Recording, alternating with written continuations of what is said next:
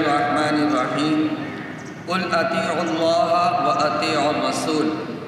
اللہ نے قرآن میں کہا ہے کہ اللہ کی اطاعت کریں اور نبی اکرم صلی اللہ علیہ وسلم کی اطاعت کریں، اور دوسری جگہ یہ بھی کہا ہے قرآن میں قل ان کنتم تحبون اللہ فاتبعونی یحببکم اللہ۔ اللہ نے کہا ہے مجھ سے محبت کرنی ہے تو میرے محبوب سے بھی محبت کریں۔ یہ قرآن کے میں مفہوم بتا رہا ہوں کہ اس لیے کہ اللہ نے جب اطاعت کا حکم دیا تو اللہ نے کہا پہلے میری اطاعت کرنی ہے، اور میری اطاعت کے بعد حضرت محمد صلی اللہ علیہ وسلم کی بھی اطاعت کرنی ہے۔ اگر مجھ سے بھی محبت کرنی ہے تو پھر میرے محبوب محمد صلی اللہ علیہ وسلم سے بھی محبت کرنی ہے۔ اب اللہ نے اپنی محبت کے ساتھ اپنے پیارے نبی محمد صلی اللہ علیہ وسلم کی محبت بتائی۔ اللہ نے اپنی اطاعت کے ساتھ حضرت محمد صلی اللہ علیہ وسلم کی اطاعت بتائی۔ اس سے یہ معلوم ہوا جو بھی اللہ کا حکم ماننا ہے، اگر محمد صلی اللہ علیہ وسلم کے طریقے پہ نہ کیا وہ کام بالکل صحیح نہیں ہوگا۔ اب اللہ نے نماز کو حکم دیا ہے تم نماز قائم کرو۔ اب ہم نماز قائم کریں گے قرآن سے تو اللہ کے حکم ہے، اب پڑھیں گے کیسے؟ تو نبی محمد صلی اللہ علیہ وسلم نے کے طریقے پہ پڑھیں گے۔ جس طریقے حدیث میں آتا ہے نبی اکرم صلی اللہ علیہ وسلم نے بتایا اس طریقے سے رکوع کرنا ہے، اس طریقے سے سجدہ کرنا ہے۔ یعنی ہم اپنی مرضی سے نہیں طریقے سے آپ سجدہ کر سکتے، اپنے طریقے سے رکوع نہیں کریں گے۔ اگر ہر رکعت جو 2 سجدے ہیں، میں یہ کہتا ہوں کہ میں 3 سجدے کرنا شروع کر دوں کہ وہ نماز قبول نہیں ہوگی، کیونکہ میں نے نبی محمد صلی اللہ علیہ وسلم کے طریقے سے ہٹ گیا۔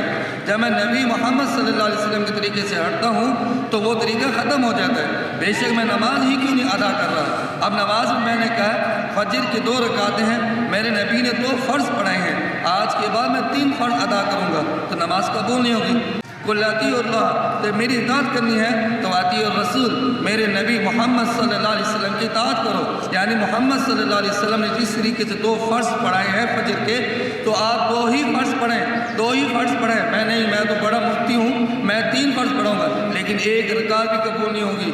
کی وجہ کیا ہے؟ اطیعوا الرسول، اس میں اطاعت رسول ختم ہو گئی۔ آپ یہ دیکھ لیں ایک نماز کی ایسی عبادت ہے اس میں نبی کے طریقہ ہٹ گیا، اس میں نبی صلی اللہ علیہ وسلم کی اطاعت ہٹ گئی تو نماز بھی قبول نہیں ہوئی۔ اگر ہم دنیا کے کوئی بھی کام کرتے ہیں تو اگر اللہ کے حکم کو کرتے ہیں، اللہ کے حکم کو کرنے کا جو آسان طریقہ ہے وہ نبی محمد صلی اللہ علیہ وسلم کے طریقے پہ کرنا ہے۔ اگر اللہ کے حکم کو نبی کے طریقے پہ ادا نہ کیا وہ کام بھی عبادت والا ختم ہو جاتا ہے، اس کو عبادت آپ کہہ نہیں سکتے۔ میں اپنے دل اور اپنے دماغ سے، میں اپنے سرچنگ سے میں دین پر عمل کرنا چاہتا ہوں تو وہ دین بیکار ہو جائے گا، وہ ختم ہو جائے گا، وہ دین ہی نہیں ہے، اس کو دین نہیں کہا جائے گا، کیونکہ نبی کی اطاعت ختم ہو گئی تو وہ دین ختم ہو گیا۔ اس لیے جو نبی محمد صلی اللہ علیہ وسلم کا طریقہ ہے اس طریقے پہ چلیں گے تو وہ دین ہوگا۔ تو جیسے محمد صلی اللہ علیہ وسلم نے بکری کو ذبح کرنے کا طریقہ بتایا، اگر اس طریقے سے ذبح کریں گے، اگر مرغی کو ذبح کرنے کا طریقہ نبی اکرم صلی اللہ علیہ وسلم طریقہ بتایا اس طریقے سے مرغی کو ذبح کریں گے تو بکری اور وہ مرغی حلال ہو جائے گی۔ اللہ کے نبی نے کیسے کاروبار کیا، اللہ کے نبی نے کیسے کیسے حکم دیا، یعنی ہر کام کو اللہ کے حکم کو طریقے پہ کریں۔ نبی پاک صلی اللہ علیہ وسلم جو بھی طریقہ بتایا ہے اگر اس پہ کریں گے تو وہ کام آسان ہو جائے گا۔ لیکن یہ کام کیسے سارے کریں گے؟ جب تک نبی اکرم صلی اللہ علیہ وسلم کی محبت دل میں نہیں ہوگی۔ جب نبی اکرم صلی اللہ علیہ وسلم کی محبت ختم ہو گئی تو آپ کو کوئی طریقہ کرنا آسان نہیں رہے گا، وہ مشکل ہو جائے گا۔ جب محبت ہوگی تو وہ کام آسان ہوگا۔ میرے نبی اکرم صلی اللہ علیہ وسلم رات کو اٹھ کے عبادت کرتے، نمازیں پڑھتے، لمبی لمبی رکعتیں پڑھتے، تو اس کی طریقے سے اگر مجھے نبی سے محبت ہوتی میں رات کی نفلی عبادت بھی لمبی لمبی کر کے پڑھتا۔ جیسے ہمارے نبی اکرم صلی اللہ علیہ وسلم نے ایک سپاہ ایک سورۃ بقرہ پڑھی پہلی رکعت میں، پھر سورۃ آل عمران پڑھی، پھر سورۃ نساء پڑھی، یعنی 6 سپارے کے قریب پہلی رکعت کو ادا کیا۔